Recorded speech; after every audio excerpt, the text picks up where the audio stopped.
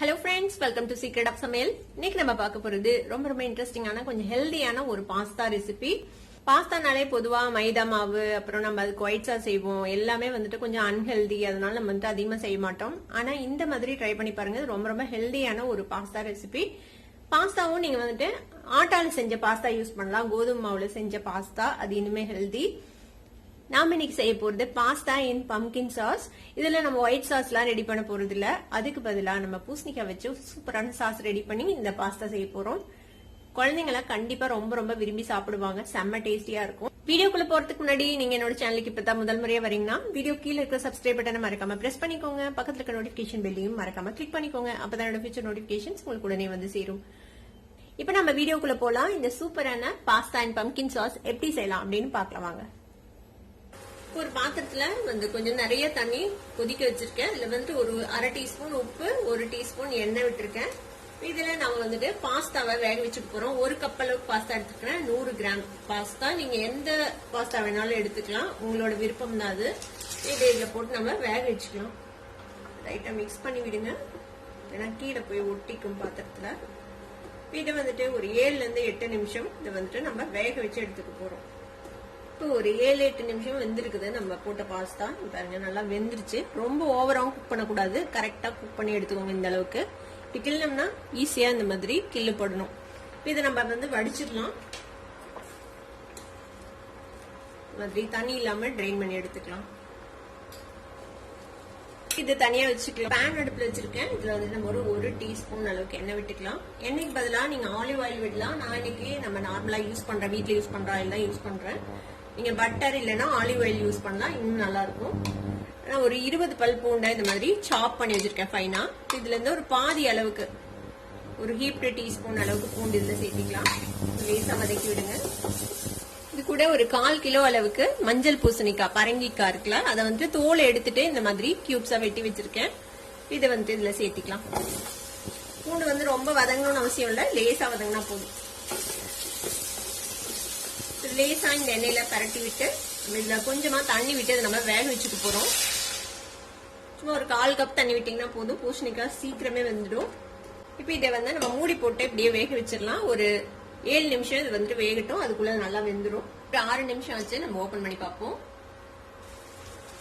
ஒரு 3/4 வாசி வெந்திருக்கும் நம்ம பூசணிக்காய். செக் பண்ணி பார்ப்போம். இந்த மாதிரி நசுக்கி பாருங்க. பாருங்க, 3/4 வாசி வெந்துச்சு, லேசா ஹார்டா இருக்குது. இந்த ஸ்டேஜ்ல ஒரு அரை கேப்சிகம் இந்த மாதிரி வெட்டி வச்சிருக்கேன். நான் வந்து இன்னைக்கு கிரீன் கலர் கேப்சிகம் போடுறேன். நீங்க வந்து வேற கலர்ஸ் இருந்தாலும் இதுல ஆட் பண்ணலாம். இனி இதோட சேர்த்து ஒரு மிக்ஸ் பண்ணி ஒரு 2 நிமிஷம் மட்டும் இதை வந்து திருப்பியும் வேக வச்சு போறோம். திருப்பி மூடி போட்டு இன்னும் 2 நிமிஷம் மட்டும் வேக வைக்கலாம். குடமிளகாய் போட்டு ஒரு 2 நிமிஷம் வெந்திருக்கு. பாருங்க, நல்லா சாஃப்டா வெந்துருச்சு பூசணிக்காவும். குடமிளகாய் வந்துட்டு ஃபுல்லா வேகணும்னு அவசியம் இல்ல, லேசா சாஃப்டானா போதும். அடுப்பு ஆஃப் பண்ணிடலாம் நம்ம. இப்ப இதை ஒரு மிக்ஸி ஜாருக்கு மாத்தியாச்சு. இது கொஞ்சம் ஆறுனதுக்கு அப்புறம் நம்ம கொஞ்சமா தண்ணி விட்டு இதை அரைச்சிக்க போறோம். நான் இதுல தண்ணி விட்டு அரைக்கிறேன். நீங்க வந்து முழுக்க பால் விட்டு கூட அரைக்கலாம், உங்களோட விருப்பம் தான். நம்ம பால் வந்துட்டு மறுபடியும் தான் ஆட் பண்ண போறேன். இப்ப இதை வந்துட்டு நல்ல ஒரு பேஸ்டா அரைச்சு எடுத்துட்டு வந்துடலாம். இப்ப இந்த மாதிரி ஸ்மூத்தா அரைச்சாச்சு, நல்லா கிரீமியான ஒரு பேஸ்ட் நமக்கு கிடைச்சிருச்சு. இப்ப திரும்பவும் அந்த பேனை கிளீன் பண்ணிட்டு நான் அடுப்புல வச்சிருக்கேன். ஒரு டீஸ்பூன் எண்ணெய் விட்டுக்கலாம். முன்னாடி சொன்ன மாதிரி எண்ணெய்க்கு பதிலாக நீங்க பட்டர் இல்லைன்னா ஆலிவ் ஆயில் சேர்த்துக்கலாம். இந்த எண்ணெயில நம்ம மீதி வச்சிருக்கிற இந்த பூண்டு சேர்த்துக்கலாம், சாப் பண்ண பூண்டு. பூண்டு லேசா வதக்கி விடுங்க. பூண்டு லேசா வதங்கினதும் ஒரு பாதி குடமிளகாவை இந்த மாதிரி சாப் பண்ணி வச்சுட்டு அது சேர்த்துக்கலாம்.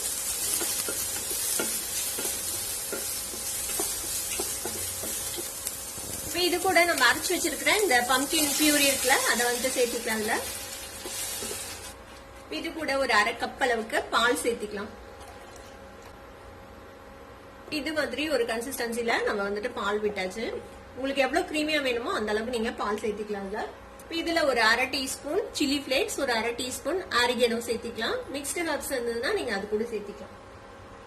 ஒரு 1/4 டீஸ்பூன் பெப்பர் பவுடர் சேர்த்துக்கலாம். இதுக்கு தேவையான அளவுக்கு உப்பு சேர்த்துக்கலாம்.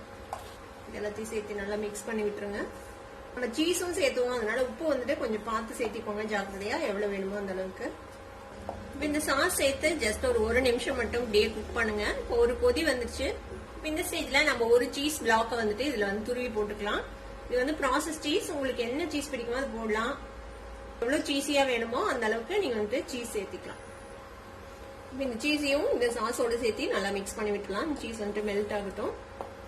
நம்ம ஆல்ரெடி வேக வச்சு வச்சிருக்கிற இந்த பாஸ்தாவை வந்துட்டு சேர்த்திடலாம். நல்லா மிக்ஸ் பண்ணி விட்டுருங்க.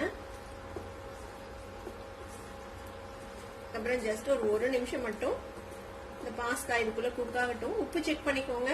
ஸ்பைஸ் தேவைப்பட்டா நீங்க வந்துட்டு சில்லி ஃபிளேக்ஸ் இல்ல பெப்பர் பவுடர் சேர்த்திக்கலாம். இப்போ இன்னைக்கு நான் வந்து வெறும் குடமிளகாய் மட்டும் சேர்த்திருக்கிறேன். நீங்க விருப்பப்பட்டா அதுல ஸ்வீட் கார்ன் அப்புறமேட்டு ப்ரோக்கலி எது வேணா நீங்க வந்துட்டு சேர்த்து செய்யலாம். கேரட், பீன்ஸ் இது மாதிரி என்ன வெஜ்ஜஸ் உங்களுக்கு விருப்பமோ அதை வந்து சேர்த்து இன்னும் ஹெல்தியா அதை வந்து செய்யலாம். இப்போ நம்மளோட பாஸ்தா ரெடி ஆயிடுச்சு. அடுப்பு ஆஃப் பண்ணிடலாம். சூப்பர் கிரீமி பாஸ்தா ரெடி ஆயிடுச்சு. இதுக்கு மேல நம்ம கொஞ்சமா இந்த மாதிரி சீஸ் துருவி போட்டுடலாம். கண்டிப்பா ட்ரை பண்ணி பாருங்க. ட்ரை பண்ணி பார்த்துட்டு எப்படி இருந்தது அப்படின்னு கமெண்ட்ஸ்ல ஃபீட்பேக் கொடுங்க. இந்த வீடியோ உங்களுக்கு பிடிச்சிருந்ததுன்னா சப்ஸ்கிரைப் பண்ணுங்க. பக்கத்துல இருக்க பெல் ஐகானை கிளிக் பண்ணுங்க. அப்பதான் ஃபியூச்சர் நோட்டிபிகேஷன்ஸ் உங்களுக்கு உடனே வந்து சேரும். லைக் பண்ணுங்க, ஷேர் பண்ணுங்க. தேங்க்யூ ஃபார் வாட்சிங் வீடியோ வியூவர்ஸ். Bye by.